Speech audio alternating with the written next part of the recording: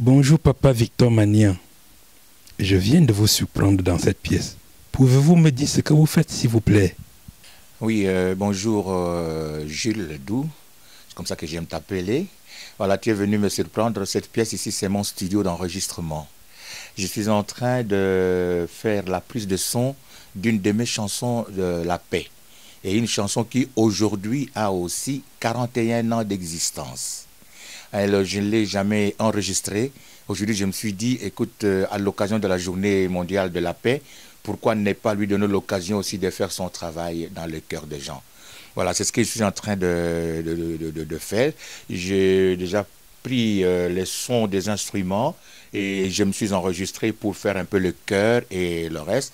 Bon, à moins que tu, comme tu m'as surpris, que tu entendes aussi quelque chose pour t'entendre ce que je suis en train de faire. Tu en veux quand même. Écoutez, là c'est les chœurs que j'ai enregistrés. Tulangemba mantoto viba Sambu beto kele kusosayo Tulangemba mantoto viba Sambu beto kele kusosayo. Bon, ces chants, c'est une prière. Je m'adresse au Seigneur pour lui dire répands ta paix à travers le monde parce que nous en avons besoin. Ah, donc c'est une chanson que j'ai composée il y a de cela 41 ans et c'était deux chants le même jour. Et vous aurez peut-être l'occasion de les connaître les jours qui viennent. Donc si j'ai 41 ans aujourd'hui de musique, c'est avec ces chants et avec l'autre Beto Tondana, l'Utondo Kemfunumingi, qui est le résumé de 1 Corinthiens 13, 1 à 13, qui est l'hymne à la charité. Voilà, ici vous êtes venu me surprendre en train de faire ma musique, en train de faire mes prises de son. Et voilà, tu ne m'as pas perturbé. C'est ce que je suis en train de faire maintenant. Depuis quand avez-vous commencé la musique? Merci pour la question. Moi, j'ai commencé ma musique, disons, le chant, à l'âge de 10 ans. J'étais encore à l'école primaire. Bon, il y en a qui ont commencé un peu plus tôt que moi. Moi, c'était à l'âge de 10 ans à l'école primaire. Et à l'époque, on ne chantait pas en nos langues du pays. Nous chantions tout en latin. Mettez-vous en tête, en latin, à 10 ans, on n'étudiait pas le latin, mais on nous expliquait, on nous enseignait des chants en latin et on le chantait par mémoire. Et c'est là que les prêtres qui étaient avec nous dans ma paroisse d'origine nous ont découvert, nous étions une dizaine d'enfants, et ils ont vu que nous pouvions faire quelque chose au niveau du chant liturgique. Ils nous ont vraiment formés pour être les enfants de la chorale et nous chantions tous les dimanches à la messe. Alors, un jour, je suis allé en week-end à ma mission, à ma paroisse d'origine, à Mwembe. Et c'est là où j'ai eu mes premières inspirations, mes deux chants qui ont 41 ans d'existence aujourd'hui. Beto Tondana, l'Utondo Kelonfunoming, c'est-à-dire Emonup, car l'amour est l'essentiel de la vie. Et le Tulangemba, que je suis en train de programmer aujourd'hui. Et ce sont des chants jusqu'aujourd'hui continuent à être exécutés comme s'ils étaient composés hier ou avant-hier.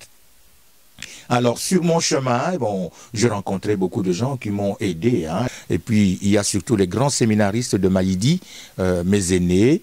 Et il y a un qui venait de décéder, l'abbé Loufaël, innocent. Il y a l'abbé Bigna qui est à Limoges actuellement. Et il y a l'abbé Yakim qui est maintenant en France aussi, à Paris. Voilà, j'ai commencé tout jeune ma musique et j'ai commencé à composer à 1973. Alors jusqu'aujourd'hui, je continue à composer, surtout sur le thème de l'amour et sur le thème de la paix. Papa Victor Manian, vous avez cité plusieurs chansons de paix tout à l'heure, et cela me va tout droit au cœur. Étant donné que cette journée est organisée, une fois de plus, pour réveiller la conscience des hommes à l'occasion de la Journée internationale de la paix, s'il vous plaît, pouvez-vous m'interpréter l'une des séquences de ces chansons de la paix? Et quand il reviendra, nous retrouvera-t-il dans la paix? Aimons-nous au nom de cette paix. Je vous donne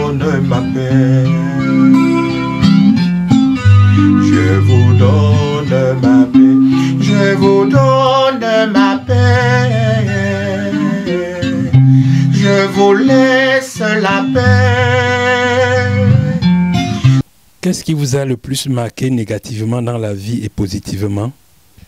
Je vais commencer par le positif, hein, le négatif ne peut pas prendre la première place. Ce qui m'a marqué, c'est que depuis ma jeunesse, j'avais toujours été pris en charge par des aînés.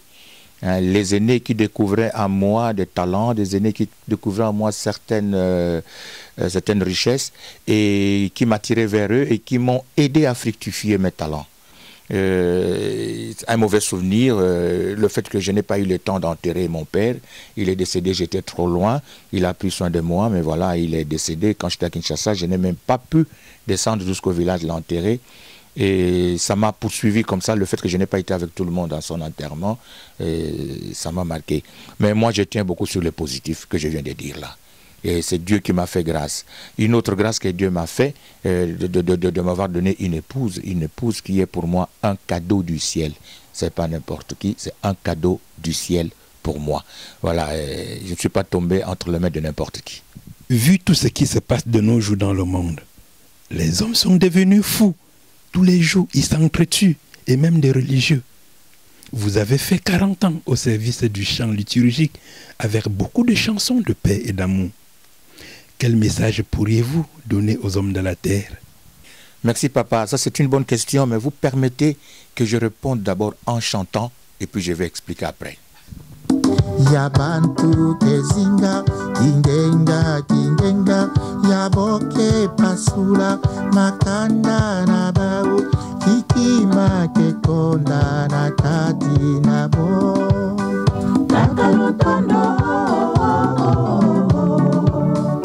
imaya kakave kakalutondo kakalutondo imaya kakave.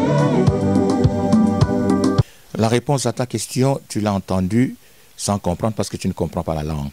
Ça signifie simplement dire ceci. Quand les gens se chamaillent, quand ils s'entretuent, quand ils s'accusent, tout ça, qu'est-ce qui manque entre eux? C'est l'amour. Quand chacun veut vivre, chacun de son côté, quand ils veulent toujours déchirer leur famille, quand ils veulent déchirer leur clan, qu'est-ce qui leur pousse à faire ça? Parce qu'il manque d'amour. Et quand il y a de guerre, quand il y a de terrorisme, quand il y a tout ce que nous voyons là-bas, le refus d'accueillir l'autre, tout ça, c'est le manque d'amour. Et quand il n'y a pas d'amour, la paix ne peut pas régner. Voilà ce que je vais demander au monde. Essayons d'éviter toutes les querelles inutiles. Essayons d'éviter les guerres. Essayons d'éviter tout ce qui peut porter atteinte à la paix. Et le monde sera heureux et chacun pourra trouver son compte sous le ciel que Dieu nous a donné.